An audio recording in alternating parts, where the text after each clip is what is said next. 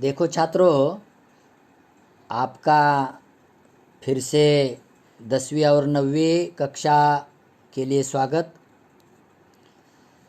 हमने कुछ दिन पहले प्रश्न 5वां उपयोजित लेखन की जानकारी देखी थी।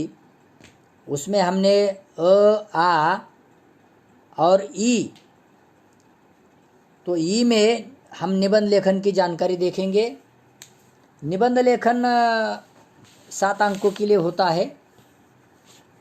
निबंध लेखन एक कला है। हम उसकी जानकारी देखेंगे कि निबंध कैसा लिखा जाता है, निबंध लिखते समय कौन कौन सी ध्यान योग्य बातें होती है, इसकी जानकारी हम देखेंगे आज। निबंध का अर्थ होता है सुव्यवस्थित रूप में बंधा हुआ। यह गद्य रचना की अपेक्षा निबंध में सजीवता और रोचकता पाई जानी चाहिए। उसमें किसी विषय का प्रारंभ, प्रतिदिन, प्रतिपादन आदि स्वतंत्रता पूर्वक अपनेपन से किया जाता है। निबंध लेखन में एक सूत्रता, व्यक्तित्व का प्रतिबिंब, आत्मीयता, कलात्मकता के तत्व पाए जाने चाहिए। अब देखो, निबंध लिखते समय कुछ हमें ध्यान योग्य बातें जरूर रखनी चाहिए। एक, निबंध का लेखन क्रम से करें। प्रारंभ, विषय विस्तार और समापन ऐसा होना चाहिए। 2, विषयानुरूप भाषा का प्रयोग करें। 3, शुद्ध, सुंदर और मानक वर्तनी के अनुसार निबंध लेखन करना चाहिए। 4, सहज, सरल, स्वाभाविक शैली में निबंध रचना होनी चाहिए। 5, निबंध रचना करते समय शब्द चयन, वाक्य प्रयोग, विराम चिन्ह, मुहावरों का बीच बीच में प्रयोग होना चाहिए। निबंध लिखते समय कम से कम 4 परिच्छेद करने चाहिए। विषय प्रतिपादन में नीरसता नहीं होनी चाहिए। निबंध का समापन विषय से संबंधित, सुसंगत, उचित विचारों तक ले जाने वाला चाहिए। अब देखो, हमने निबंध लिखते समय ये ध्यान योग्य बातें देखी है। जैसे निबंध, आत्मिक निबंध, वैचारिक निबंध, थोड़ा इसमें लिखते समय थोड़ा ध्यान देना जरूर है। आत्मिक निबंध लिखते समय किसी वस्तु, प्राणी, पक्षी, व्यक्ति की जगह पर स्वयं को स्थापित करना होता है।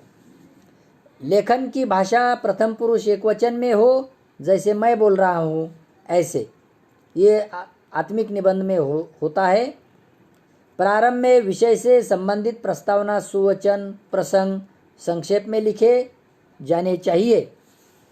वैचारिक निबंध लिखते समय विषय से संबंधित विचारों को प्राधान्यता दी जाती है। जैसे वर्णन, कथन, कल्पना से बढ़कर विचार महत्वपूर्ण होते हैं। विचार पक्ष विपक्ष में लिखना आवश्यक होता है।